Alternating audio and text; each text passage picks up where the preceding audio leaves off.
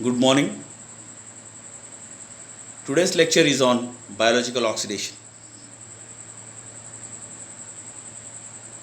The learning objectives of today's topic are: describe enzymes and coenzymes and electron carriers of biological oxidation. Describe electron transport chain. Describe oxidative phosphorylation and its mechanisms. Describe inhibitors of electron transport chain. Describe substrate level phosphorylation and describe the various shuttle systems available.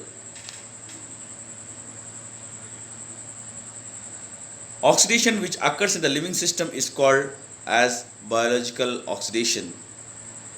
Usually the biological oxidation are exergonic, which means they are associated with loss of free energy. During biological oxidations, the reacting chemical system moves from higher energy level to the lower one, and hence therefore there is liberation of energy. So this energy which is liberated is trapped in the form of ATP, which is utilized for converting ADP to ATP. Hence biological oxidation coupled with phosphorylation. The energy released during this biological oxidation as heat is converted to ATP through phosphorylation of ADP to ATP. As the phosphorylation here is coupled with biological oxidation, the process is called as biological oxidative phosphorylation.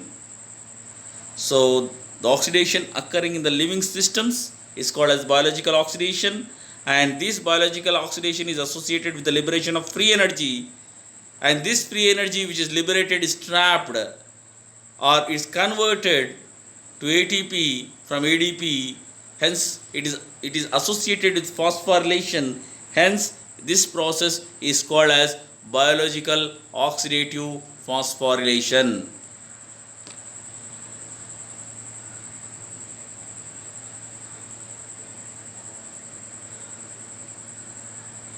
So for understanding electron transport chain, it is important for you to understand the oxidation of foodstuffs. The oxidation of foodstuffs occurs in three different stages. That is primary metabolism, secondary metabolism and tertiary metabolism. So in the primary metabolism, there are complex organic molecules, or there are polymers of organic molecules, maybe fat, carbohydrate or proteins, which are broken down or which are digested to the simplest form, like fatty acid, glycerol, glucose or amino acid. This is primary metabolism. So this simplest form of metabolites through different pathways enters into secondary metabolism through acetyl-CoA.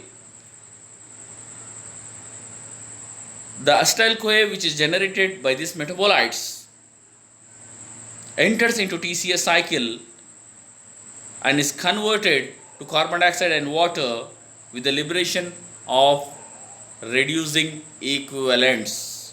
So this is secondary metabolism, where the primary metabolites in the form of acetyl-CoA is entering into the TCA cycle and getting converted to carbon dioxide and water with the liberation of reducing equivalents. So this reducing equivalents which are formed during secondary metabolism. So these reducing equivalents which are generated during the secondary metabolism and primary metabolism enters into tertiary metabolism, which is nothing but respiratory chain or electron transport chain, where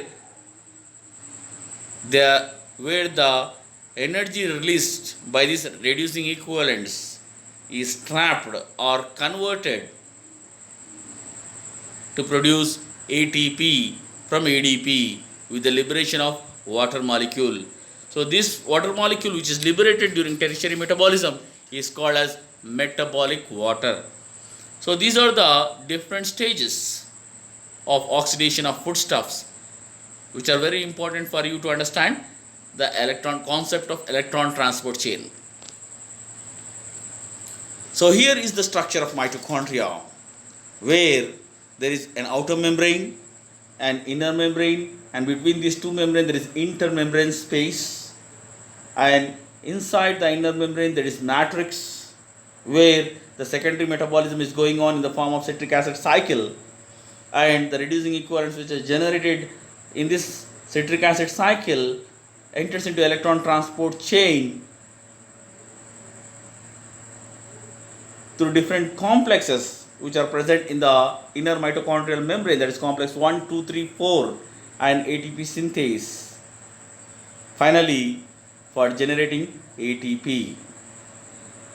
So this is the brief overview of mitochondria.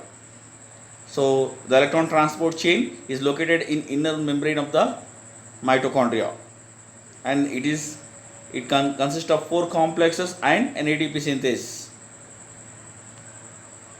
This is the energy pathway where the complex carbohydrates, fats and proteins are getting converted to carbon dioxide and water with the generation of reducing equivalents during metabolism, and these reducing equivalents enters into electron transport chain and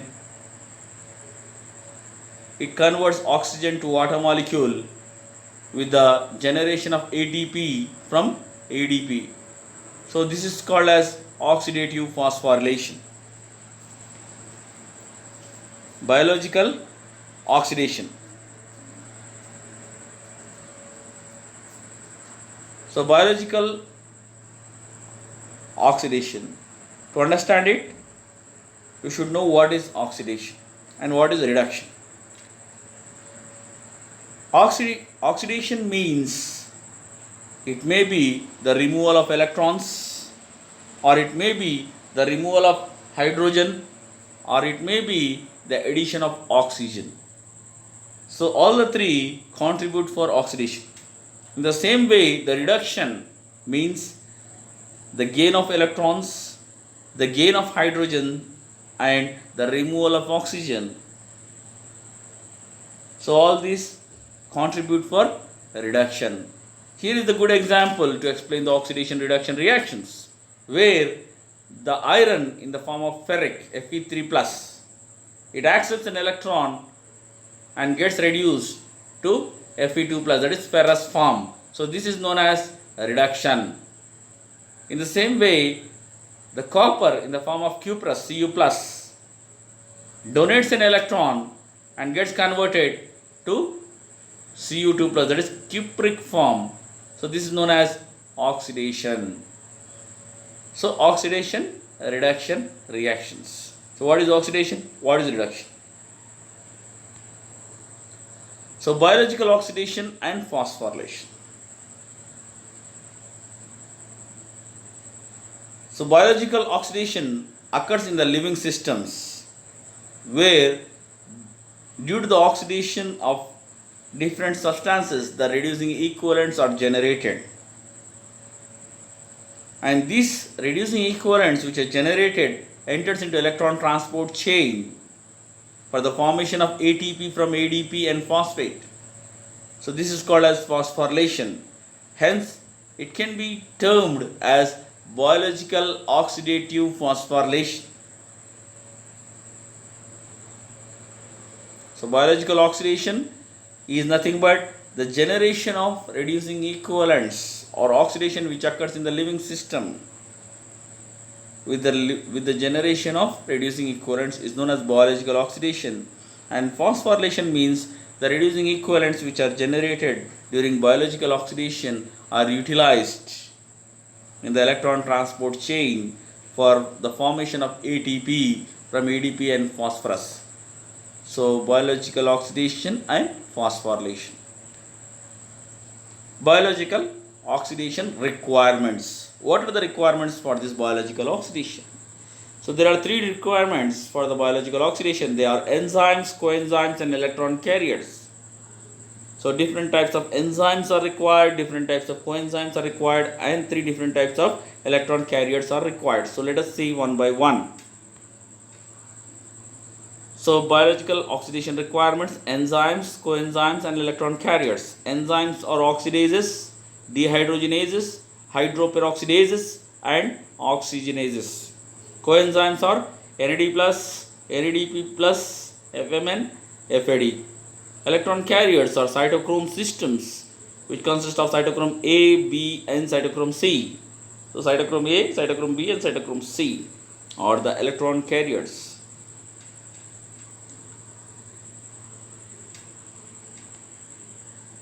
Then let us see about them. Let us learn about them in detail one by one. So the first one, that is enzymes. Oxidases. What do you mean by oxidases? Oxidases means the removal of hydrogen from a substrate in the form of water or hydrogen peroxide is known as oxidases. The oxidases are of two types, that is copper containing oxidases, the example is cytochrome oxidase, and flavoprotein containing oxidases, the example is xanthine oxidase and L amino acid oxidase. Then dehydrogenases. Dehydrogenases means the removal of hydrogen from a substrate but are not able to use oxygen as hydrogen acceptor.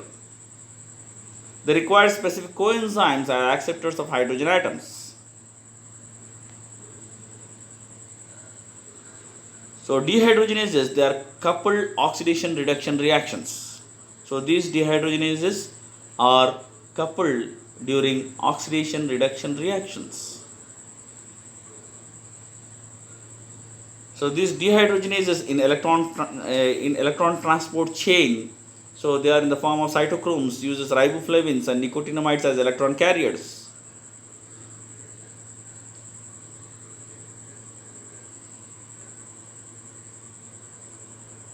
The coenzymes of riboflavin, which are used in the dehydrogenase reactions, are FAD and FMN. The coenzyme of nicotinamides, which are used in dehydrogenase reactions, are NAD and NADP. So dehydrogenases, the enzymes which are dependent on dehydrogenases. So there are three different types of enzymes, that is NAD plus dependent dehydrogenases enzymes are pyruvate dehydrogenase, isocitrate dehydrogenase, malate dehydrogenase, and alpha ketoglutarate dehydrogenase. NADP dependent dehydrogenases enzymes are glucose 6-phosphate dehydrogenase and malic enzyme. Then FAD dependent dehydrogenase enzymes are succinate dehydrogenase, fatty acyl CoA dehydrogenase, and glycerol 3-phosphate dehydrogenase. So these are the different enzymes which are related to the dehydrogenase reactions. So they may be NAD dependent, NADP dependent, or FAD dependent. Then the next one, that is hydroperoxidases. So hydroperoxidases are the enzymes where there is hydrogen peroxide is a substrate. There are two types of hydroperoxidases. They may be peroxidases and catalases. So peroxidases are the hydroperoxidases which reduces hydrogen peroxide at the expense of several other substances. Catalases are the type of hydroperoxidases where hydrogen peroxide as electron acceptor and donor. Peroxisomes are rich in oxidases and catalases.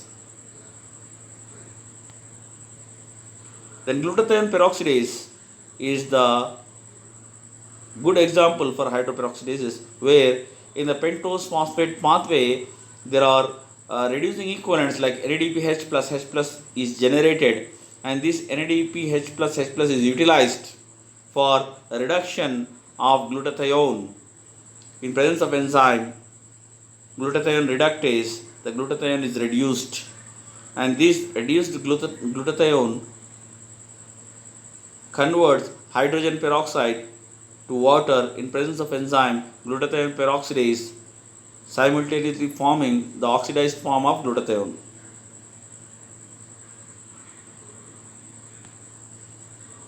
Then oxygenases or hydroxylases.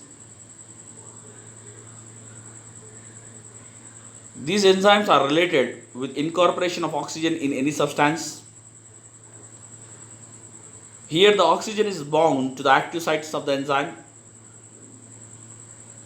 Then they are reduced and transferred to the substrate. The oxygenases is of two types, that is dioxygenase and monooxygenases. The example for dioxygenases is homogentisic acid oxidase, and the example for monooxygenases is phenylalanine hydroxylase. So oxygenases, there is direct addition of oxygen into the substrate molecule, maybe monooxygenase or dioxygenase. There is direct addition of oxygen into the substrate.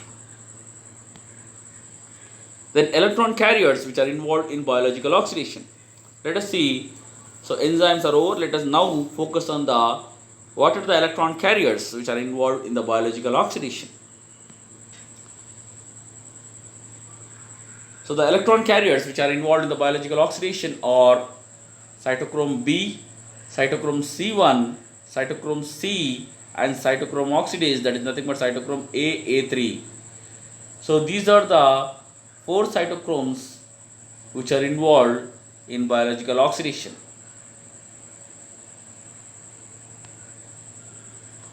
The cytochromes are iron containing hemoproteins. Iron atom of the cytochrome oscillates between ferric and ferrous during oxidation reduction reactions. There are 3 classes of cytochromes.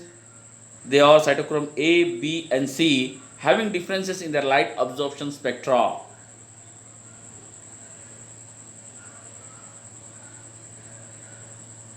Except coenzyme Q, all the members of electron transport chains are protein. Coenzyme Q is a fat-soluble quinone and is a constituent of mitochondrial lipids.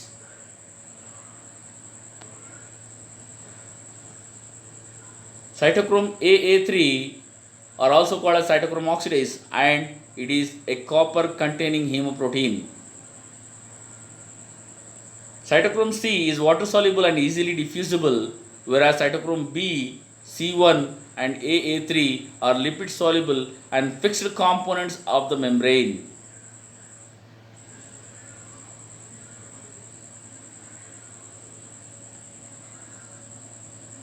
Then oxidative phosphorylation. So the transfer of electrons from reduced coenzymes through respiratory chain to oxygen is known as biological oxidation. The energy which is released during this process of transfer of electrons from the reducing equivalents to the oxygen is trapped in the form of ATP. So the energy which is released during this process is trapped in the form of ATP. This coupling of oxidation with phosphorylation is called as oxidative phosphorylation. So here are the different steps of oxidation and phosphorylation, where in the oxidation step in the electron transport chain, the reducing equivalents like NADH plus H plus and FADH2 are oxidized to NAD plus and FAD plus with the liberation of water molecule.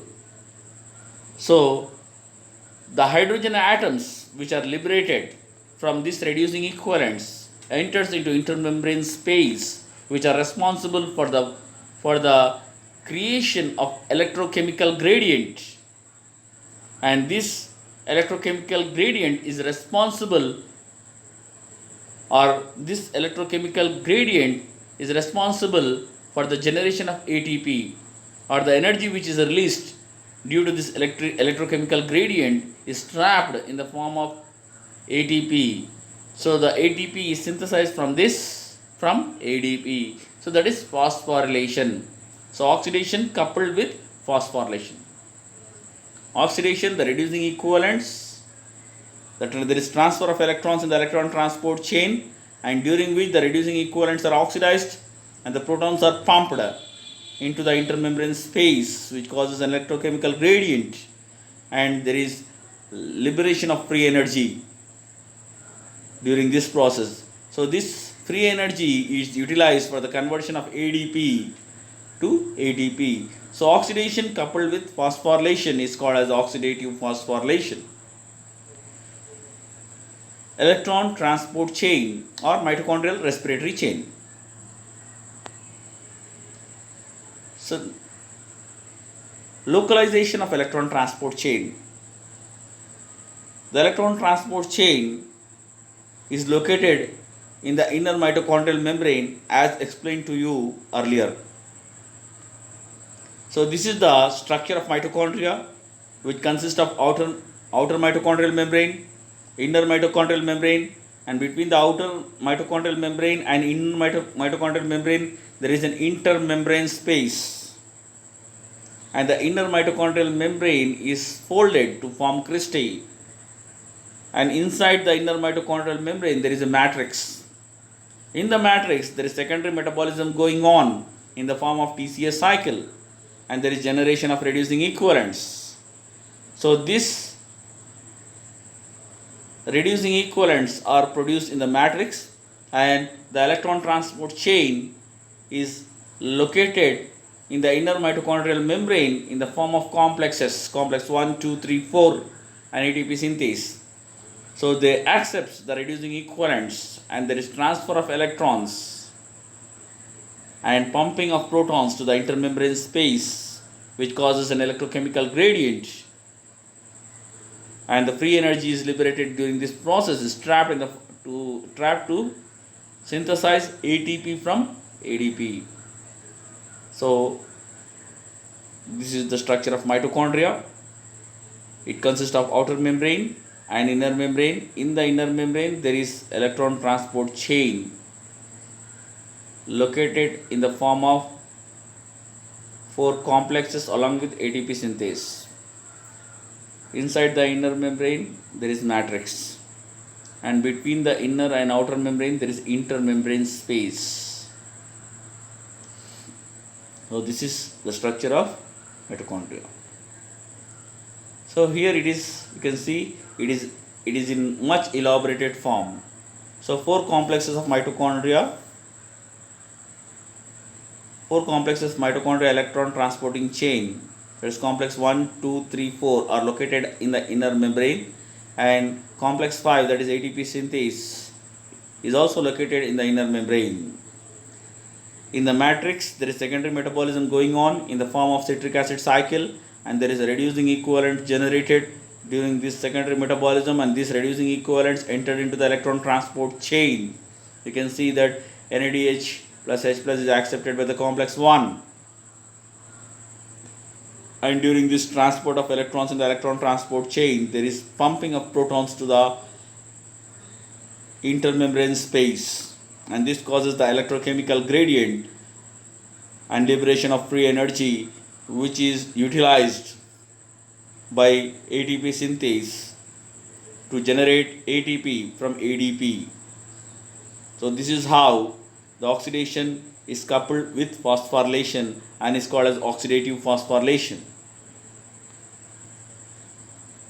So electron transport chain, organization of electron transport chain.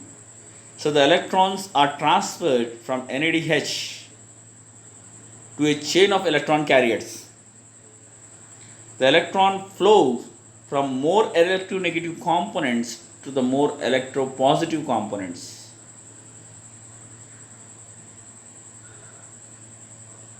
So this process of flow of electrons is located in the inner membrane of mitochondria. The inner membrane of the mitochondria consists of four multiprotein complexes. They are complex 1, complex 2, complex 3 and complex 4. And to assist these four multiprotein complexes, there are two mobile carriers. They are coenzyme Q and cytochrome C. So this is how the electron transport chain is organized in the inner mitochondrial membrane. The electron transport chain is a series of highly organized oxidation reduction enzymes, coenzymes and electron carrier cytochromes. It is the final common pathway by which the reducing equivalents derived from biological oxidation are transferred to oxygen to form water, which is called as a metabolic water.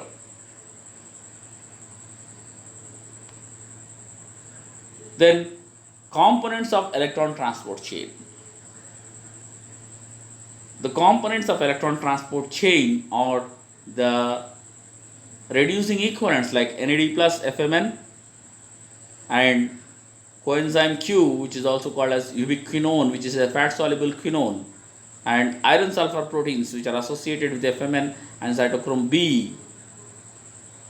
Then cytochromes are hemoproteins which consist of cytochrome B, C1, C, A and A3. So these are the different components of electron transport chain which assist the transfer of electrons from more electronegative substances to the more electropositive substances. So this is the structural organization of components of respiratory chain and FO and F1 of ATPase in mitochondrial membrane.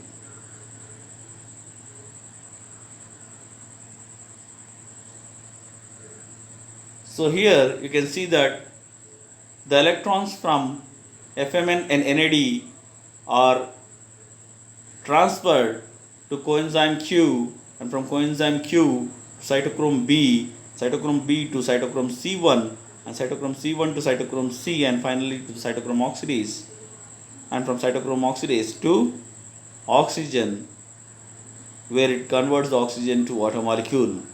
And during this transfer of electrons, there is liberation of free energy which is trapped by F1 and FO of ATPase complex to generate ATP from ADP and phosphorus.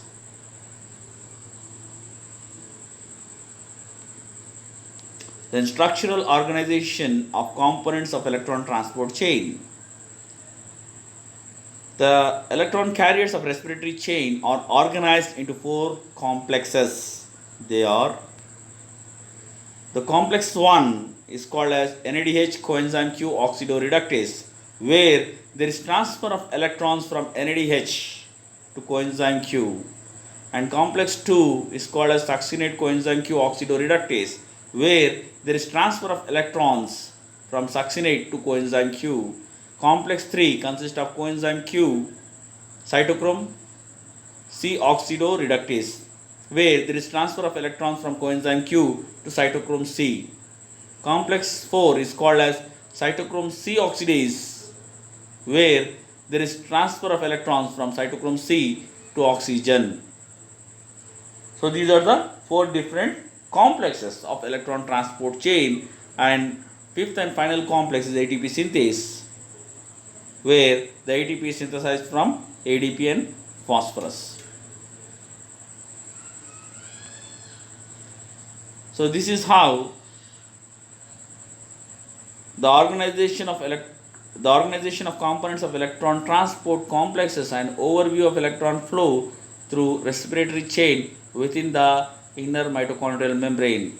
Here you can see in the complex 1, the electrons or the reducing are transferred from reducing equivalent, that is NADH plus H plus, to complex 1 to coenzyme Q.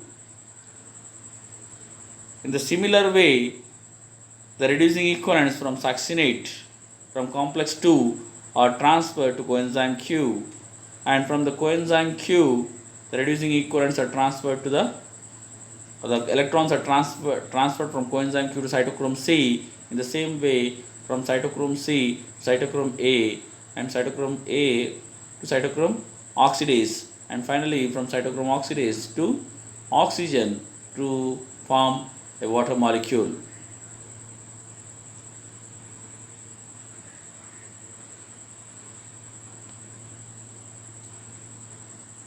Then redox potential. What do you mean by this redox potential? So redox potential denotes the electron affinity of a redox pair. If there is more the redox potential, there is more tendency to accept the electrons. Electrons will flow from a pair with low redox potential to a pair high redox potential.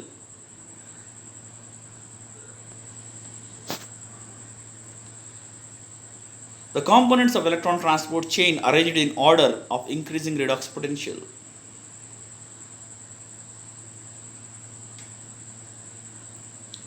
The reducing equivalents flow through the chain from components of more negative redox potential to the more positive redox potential. So the reducing equivalents flow through the chain from the components of more negative redox potential to the more positive redox potential. So you can see here the components of electron transport chain will flow from more negative redox potential to the more positive redox potential. So there is the flow of electrons from negativity to the positivity.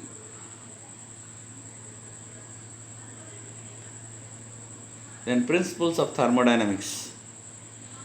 Thermodynamics is concerned with the flow of heat, and it deals with the relationship between the heat and work. Bioenergetics or biochemical thermodynamics is the study of energy changes accompanying biochemical reactions. Biological systems use chemical energy to power living processes. Then first law of thermodynamics. It states that the total energy of a system, including its surrounding, remains constant. This is also called as law of conservation of energy.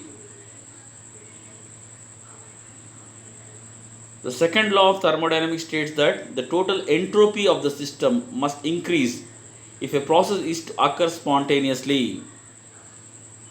So based on this, there are three different types of reactions, where in first reaction, a reaction can occur spontaneously where the free energy is negative. Then the reaction is said to be exergonic. If the free energy is of great magnitude, the reaction goes to completion and is essentially irreversible. So this is the first type of reaction. And in the second type, where the free energy is zero, then the reaction is said to be in equilibrium, or the system is said to be in equilibrium. And then in the third type of reaction, where the free energy is positive. Here, in this reaction, an input of energy is required to drive the reaction. The reaction is termed as endergonic.